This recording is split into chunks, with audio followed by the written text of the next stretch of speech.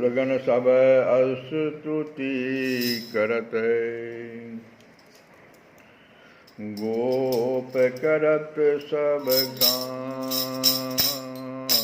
सुरगण सब स्तुति करत, गोप करत सब गान। यही विधि कृष्ण कृपाल प्रभु,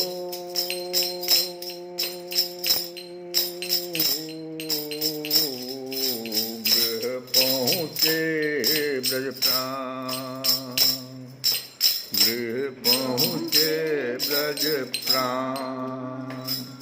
समूचे ब्रज के जो प्राण हैं वो अपने घर पहुँच गए आज, लेकिन अब कल क्या होगा सो देखो। अब भगवान के मन में एक दूसरी लीला करने की योजना बन गई, वन भोजन लीला। आज सभी सखाओं के साथ हम वन में ही भोजन करेंगे। माँ कह रही है कि ये संभव नहीं है, लेकिन ये जिद बना दी, क्योंकि कुछ और चीज लीला है वहाँ। तो उषा आई, उषा का समय हो गया, अंशुमाली अभी भी क्षितिज के उस पार ही हैं, किंतु कमल नयन श्री कृष्ण चंद्र आज बहुत सवेरे जग गए। योजना जो बना लिया उन्होंने, जरा अपना बचपना ले आइए तब समझिएगा। अपने आप जग उठे, जग कर जननी को अपने मन की एक बात बता रहे हैं, अरे मैया मेरे देखा यहाँ नहीं वहाँ। आज तो एक परम सुंदर वन में जाकर वहाँ ही भोजन करने की मेरी रुचि हुई है।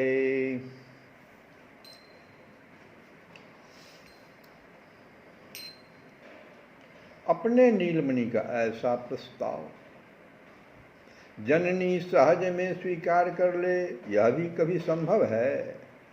बच्चा कहे कि हम वन में जाके भोजन करें, वो भी राजा का। उस पूरे ब्रज के राजा ही तो हैं नंद जी। तो जननी को तो अपने पुत्र की यह अभिलाषा नितांत अनीतिपूर्ण प्रतीत हुई और बड़े वेग से सिर हिलाकर तथा नहीं नहीं यह हो नहीं सकता, यह तो होने की ही नहीं, मुख से भी स्पष्ट कहकर अपना निर्णय सुना देती है। किंतु श्री कृष्ण माँ करे न न न नेति यदा निज गाद, नहीं नहीं नहीं, अपना निर्णय निज गाद। किंतु श्री कृष्णचंद्र ने भी हठ पकड़ लेने के अनंतर उसे फिर छोड़ देना सीखा जो नहीं है। अनुनय विनय करते हुए अपने कर पल्लवों से बार बार जननी का मुख आच्छादन करते हुए उनकी सम्मति ले लेने के लिए वे तुले बैठे हैं।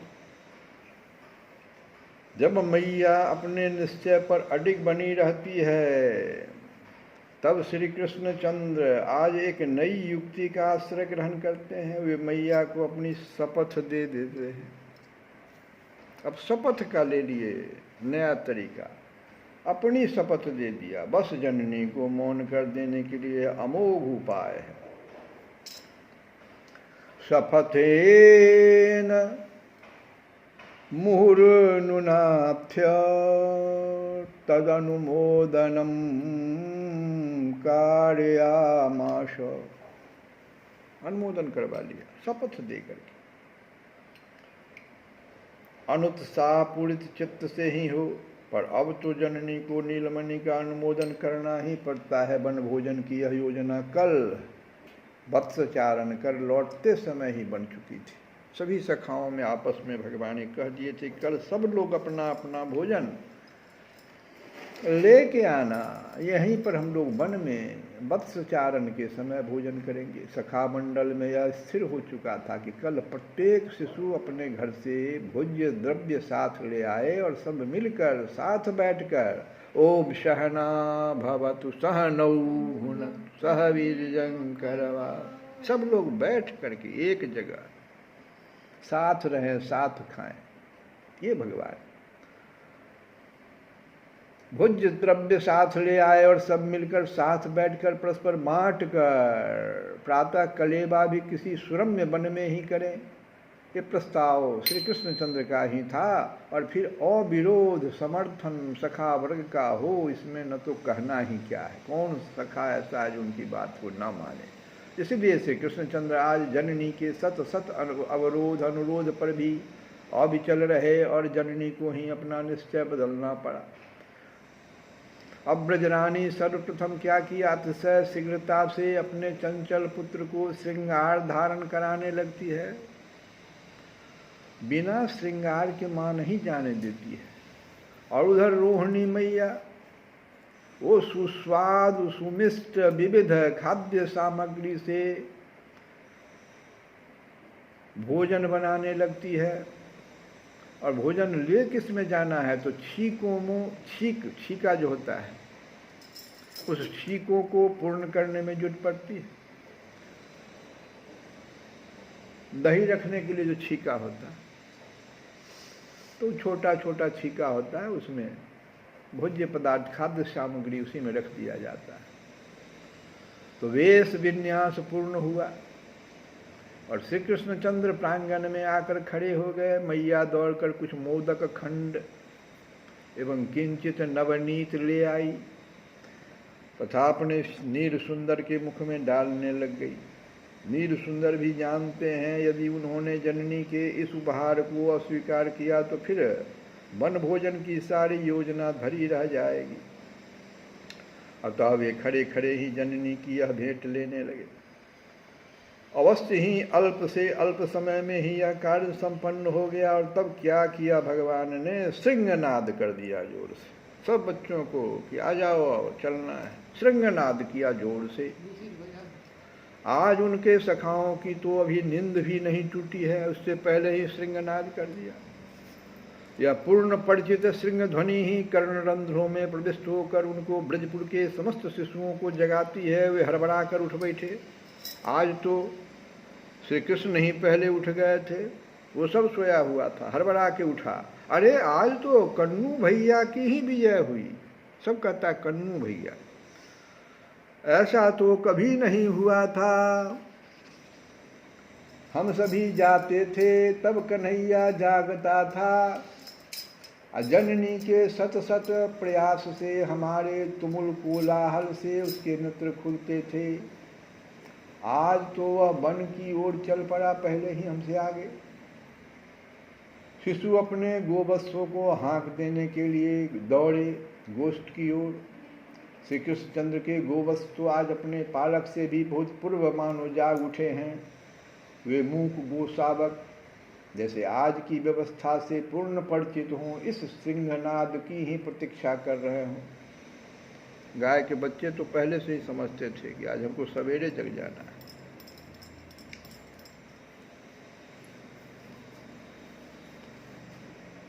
इस प्रकार ध्वनि होते ही नंद भवन के तोरण द्वार पर कूदते हुए वे एकत्र हो जाते हैं गोवत्स सब।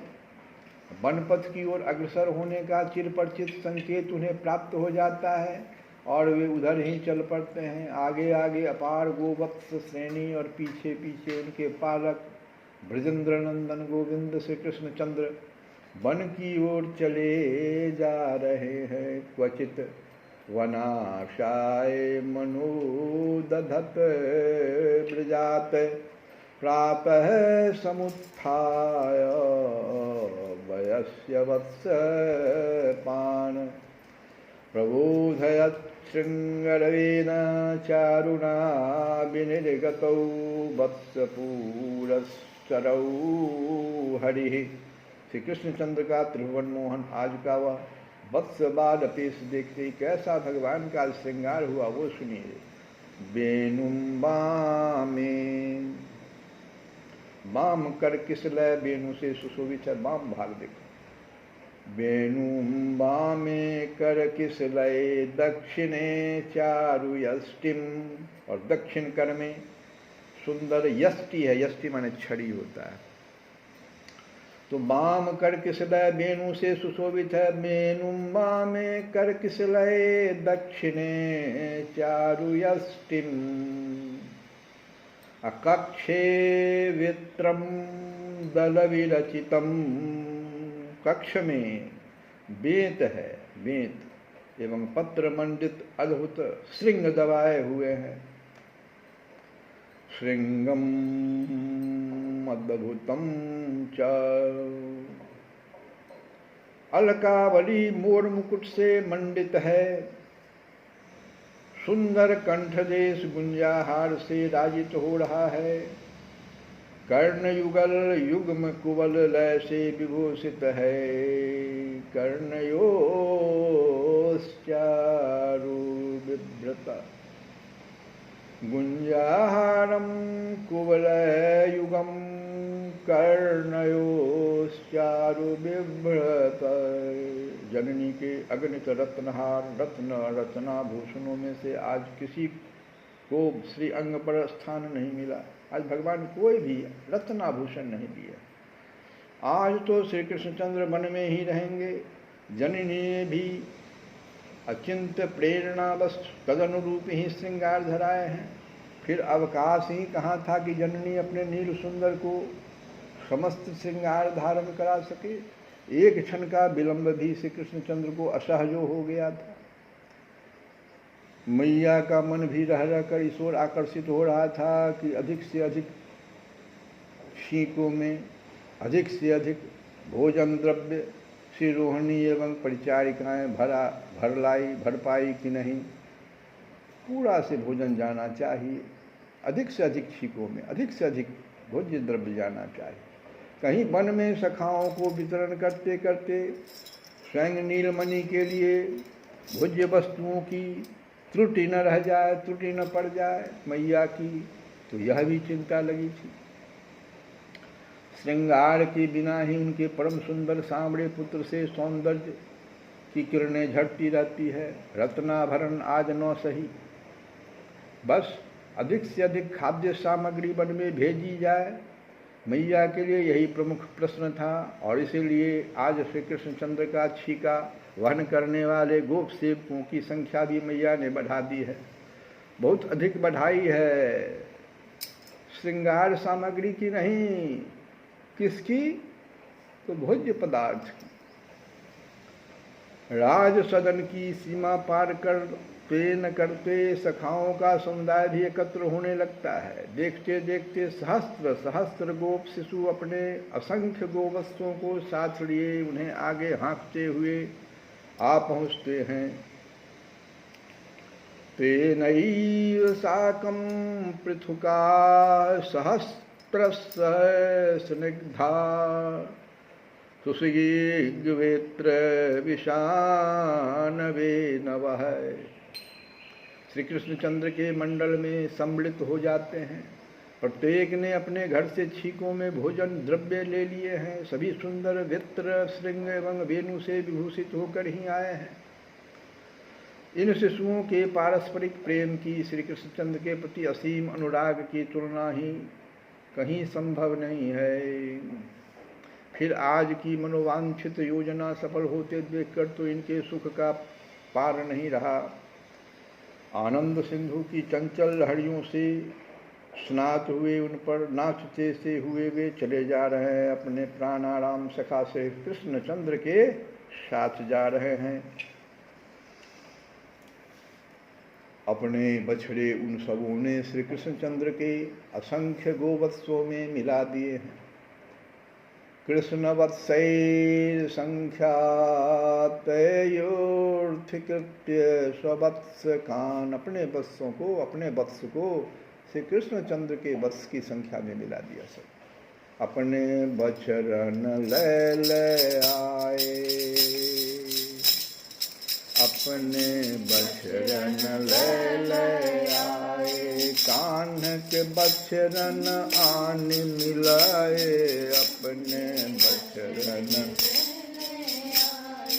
अपने बचरन ले आए। कान्ह के बचरन आन मिलाए।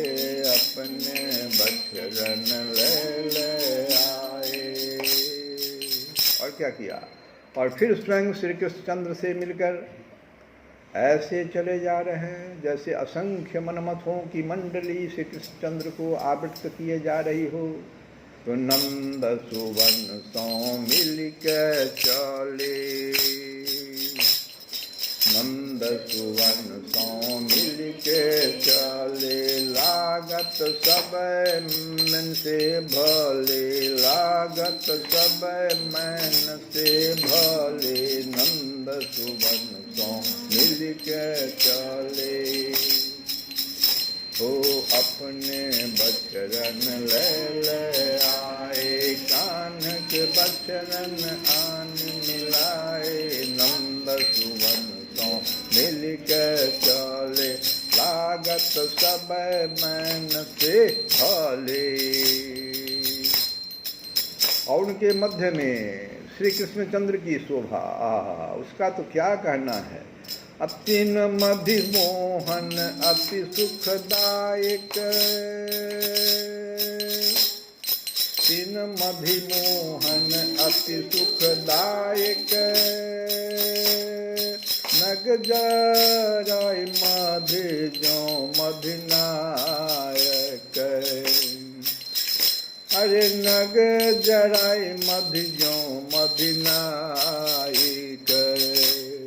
तिन मधि मोहन अति सुखदायक, तिन मधि मोहन अति सुखदायक, नग जराय मधि जो मधिनायक।